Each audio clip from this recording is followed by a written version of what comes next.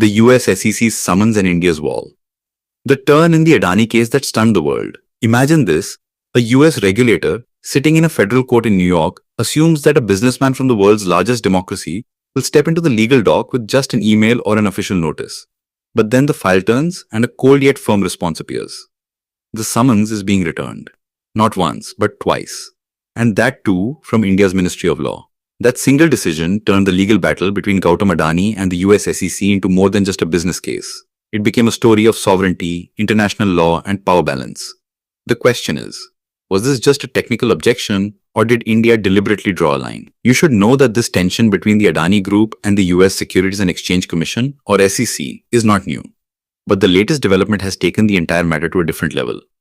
Documents filed in a US court show that India's Ministry of Law clearly refused to serve the American summons sent to Gautam Adani and his nephew, Sagar Adani. This does not mean India gave anyone a clean chit. It simply means India said, the game will be played by our rules. First, let's understand what the case is about. In November 2024, the US SEC filed a civil complaint. The allegation was that during a debt offering linked to Adani Green Energy Limited in September 2021, investors were given incorrect or misleading information. The SEC claims that certain material risks and facts were either hidden or not properly disclosed. These allegations relate to fraud under US securities laws. What's important here is that this is not a criminal case, but a civil one. That means no jail time. Only penalties, restrictions, or measures like disgorgement. However, in the background of this case, the US Department of Justice, or DOJ, investigated separate allegations related to bribery and laws like the FCPA. After that, the Adani Group withdrew a $600 million bond issue. That's when international investors began watching this entire matter closely. Now we come to the real turning point. In May 2025, the SEC officially sent a summons to India for the first time. This summons was sent under the Hague Service Convention, an international agreement that allows one country to serve legal documents in another country. Both the US and India are signatories to this convention. The SEC was confident that under this process, the summons would be served in India and the legal proceedings would move forward. But this is where India's Ministry of Law raised its first objection. The ministry said that the cover letter sent with the summons had neither an ink signature nor an official seal. This may sound minor, but in government and diplomatic matters, these small details are often the biggest. India's argument was clear.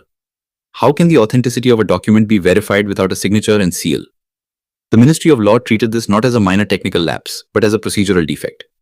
The SEC may have thought this was just a formality that could be fixed and resent. In December 2025, the SEC sent the documents again. This time, it presented a different argument.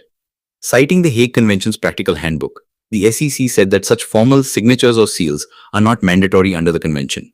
According to the SEC, returning summonses on this basis is an incorrect practice followed by some countries. But India did not agree with this argument. The Ministry of Law returned the summons a second time. This time, the reason was even more interesting. The ministry cited US rules, especially SEC Rule 5B, and said that the kind of summons issued does not fall under the categories that India serves under the Hague Convention.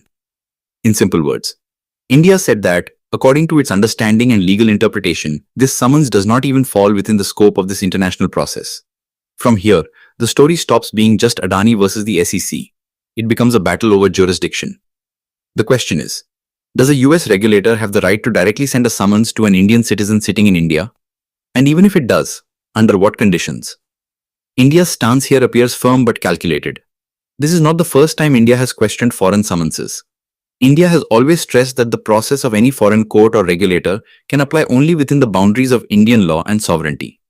That is why, from extradition to the service of documents, India remains extremely cautious.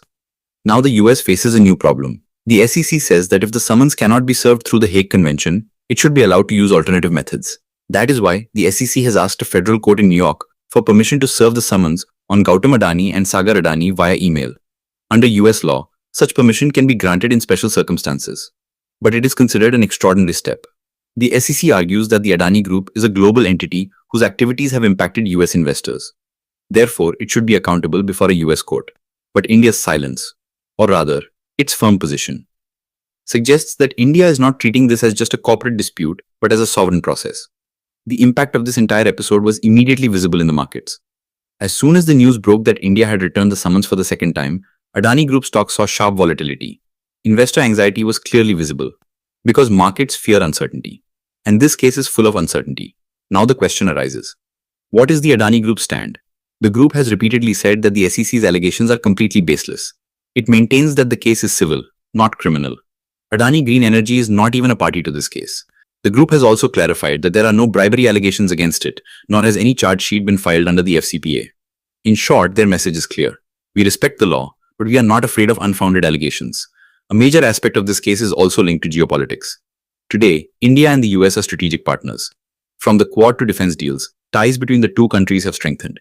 In such a situation, the aggressiveness of a US regulator against an Indian businessman and India's firm response shows that economic relationships may be strong, but when it comes to law and sovereignty, no country is willing to back down.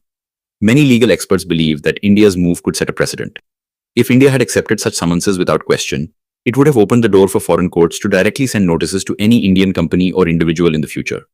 India likely wants to avoid this slippery slope. On the other hand, the US system also wants to send a message to its investors that no matter how big a company is, if it has raised money from US markets, accountability will be enforced.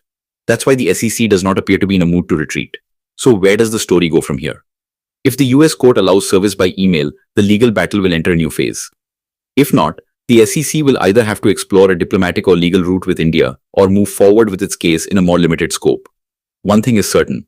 This case is no longer just about the Adani Group or the SEC. It is searching for an answer to a much bigger question. In a globalized world, how far do the boundaries of law extend? Can the regulator of one country place a citizen of another country under its rules?